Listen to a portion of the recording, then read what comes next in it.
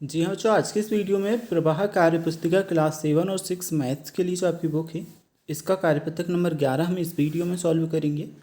तो अच्छा, जो आपका कार्यपत्रक नंबर 11 है इसका A to Z complete solution आपको इस वीडियो में बताया जाएगा। जैसे कि आप देख सकते हैं, दक्षता हमें दी है भिन्न संख्याओं की समझ विकसित कर पाना।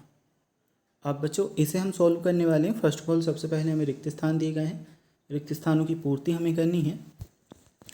तो यहाँ पर हम देखेंगे पहला क्वेश्चन, इस चित्र में कितने वृत्त हैं। तो जो वृत्त किसे कहा जाता है, इस तरह के गोल डब्बे को वृत्त कहते हैं। तो यहाँ पर ओनली वन हमें एक गोल डब्बा एक दिखाई दे रहा है, मतलब कितने वृत्त होंगे, एक वृत्त होगा। तो हमने यहाँ पे लिखा एक। इसके बाद बच्चों वृत्त के कुल कितने हिस्से हैं, तो देखिए 1 2 3 4, टोटल हिस्से कितने हुए बच्चों, 4। तो हम यहाँ पर 4 लिखेंगे। नेक्स्ट हमसे पूछा रंगीन हिस्से कितने हैं। और जो जैसे कि देख सकते हैं एक भाग रंगीन है, इसलिए हमने एक लिखा।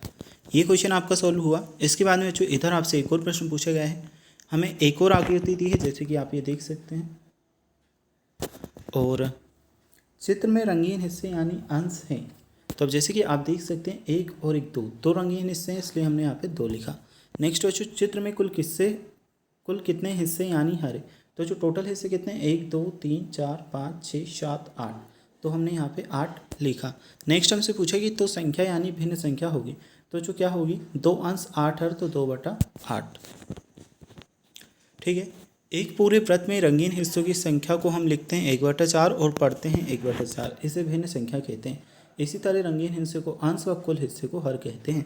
जैसे कि बच्चों जो मान लीजिए एक ये है, इसको हम 4 हिस्से बना देते हैं ये, और इसका एक भाग है रंगीन। तो बच्चों इसे कैसे लिखेंगे, एक भाग ऊपर लिखेंगे, 4 भाग टोटल है नीचे लिखेंगे, तो ये बनेगा 1/4। ठीक है।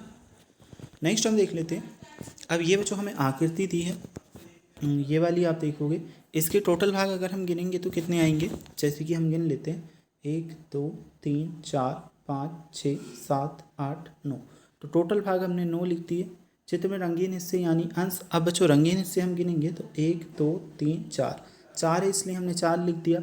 कुल भाग अभी हमने गिने थे तो हमने 9 लिख दिया, तो यानी भिन्न संख्या होगी। तो बच्चों हमारा 4 क्या आया, अंश आया, 9 हर आया, तो जो संख्या होगी वह क्या होगी, 4/9। ऐसे ही हम इस वाले में करेंगे। चित्र में रंगीन हिस्से यानी अंश है, तो बच्चों रंगीन हिस्सा 1 है तो 1 लिख देंगे। और चित्र में कुल हिस्से कितने हैं, तो 1 और 1 2 हैं, तो 2 लिख देंगे। तो बच्चों भिन्न संख्या क्या बनेगी, 1/2। नेक्स्ट हम देख लेते हैं, चित्र में रंगीन हिस्से यानी अंश है। अब बच्चों इसमें 2 रंगीन हिस्से हैं तो 2 लिखेंगे। फिर चित्र में कुल हिस्से यानी हर है, तो टोटल हिस्से हम गिन लेंगे 1 2 3 4 5 6, तो 6 हमने लिख दिए। इसके बाद तो यानी भिन्न संख्या होगी, तो बच्चों 2 अंश और 6 हर, 2/6। नेक्स्ट हमें यहाँ पर पूछा चित्र में रंगीन हिस्से यानी अंश है, तो रंगीन हिस्से कितना है, 1 है, 1 लिख देंगे।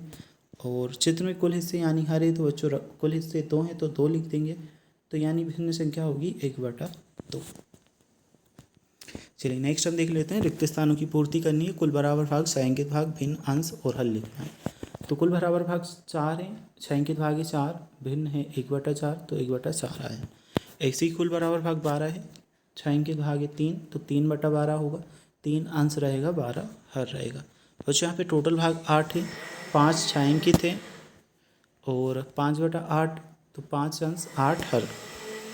ऐसे ही हमें ये दिया है, इसमें 5 आ जाएगा, 3 छायांकित भाग, 3/5 आपकी भिन्न बनेगी, 3 अंश और 5 हर। तो ये जो कार्यपत्रक है आपका कंप्लीट हुआ। अब अगर आपको नेक्स्ट कार्यपत्रक के उत्तर देखना है, लिंक मिलेगा डिस्क्रिप्शन बॉक्स में, या चैनल पर प्लेलिस्ट में जाकर के देख सकते हैं।